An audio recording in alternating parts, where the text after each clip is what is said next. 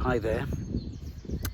I woke up this morning feeling like a deep level of upset, really stuffed into my chest, and I couldn't quite put my finger on what it was about. And then I had a call with a friend, and we chatted for an hour, and I came out of the call, and the upset was right there to meet me, and so I dropped into it and really started to explore it. And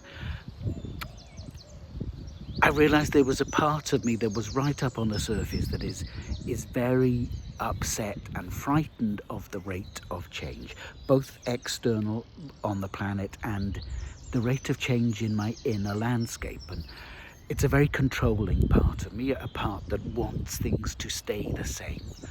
And as I dropped deeper and deeper into this part of me, I could feel I was back in my childhood bedroom around the age of 8 or 9 at a time in my life, a brief, rare time in my life. And I was sitting in bed in the bedroom I had as a child.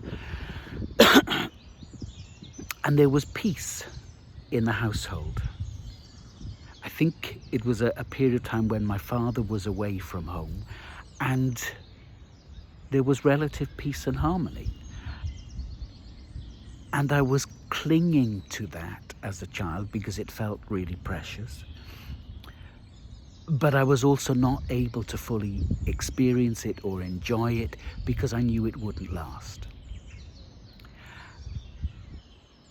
And there was deep grief around that. It was such a lovely image to experience because I reclaimed a part of myself, and it gave me another insight into the landscape of my childhood. And of course I've known I had a chaotic childhood, but these glimpses that take me right back in there allow me a real sense of compassion for my story, for who I was then, and more understanding for how I am now, what my reactions are based in.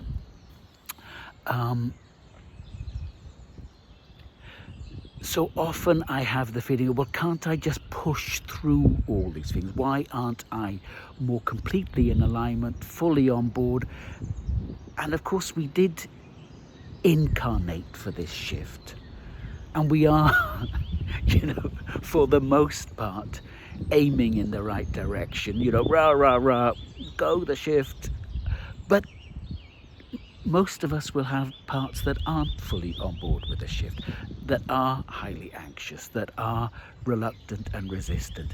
And it's really important that we pay attention to them too, that we include them, allow them their space, their voice, so that all the parts of us that are in resistance are met and understood and embraced and integrated. This makes for a smoother journey, for us as an individual, but also for us as a collective. Sorry, I'm wiping my eyes here because there's a bit of wind and my eyes are streaming. So I've long been made aware that I can't leave any aspects of myself behind. Everything has to be included. Everything is coming with. And I think that's the same for most of us. We have to do the work of embracing all of these parts of ourselves and bringing them all across the threshold. And I think that threshold lies in our heart, when we open our heart to these wounded, frightened, controlling aspects, and we listen to their story, then there's a lovely, lovely softening. And as soon as I had done that, my upset dissipated like mist on a sunny morning. And it was gone very, very quickly, and I could really be with that part of myself. So yeah, if you're feeling anxious, frightened, in these times of extreme pressure and transformation, just spend a little time with that, pay attention to it, and don't force yourself to be gung-ho and positive, and just deal with what is coming up for you, and it will integrate and make your journey that much smoother. Anyway, it's a gorgeous day here. I hope it is wherever you are, and we'll talk to you soon. Take care. Bye-bye.